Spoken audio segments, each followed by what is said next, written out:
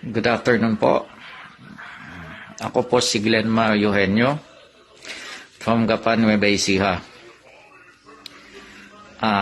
Gusto ko lang hong ilahad ang aking statement, lalo-lalo na po sa RTC Branch 25 na Manila at sa publiko.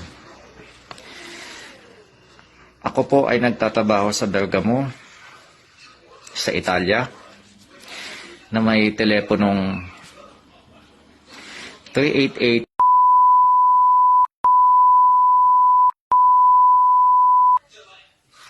Ang purpose ko po ay para mailinis po ang pangalan ni Francis Leo Marcos, na hindi po ako pinilit.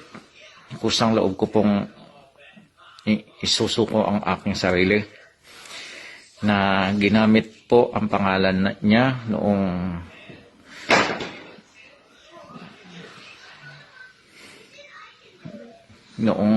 September 2002 hanggang 2005, ginamit ko po ang kanyang pangalan na Norman Antonio Mangusin. Dahil ako po ay nag-record po noon ng mga tao para mapaalis po sa Pilipinas. Binibigay ko ho sila kay Boss Hoyt. Nagkikita po kami sa Gapan, Nueva Ecija.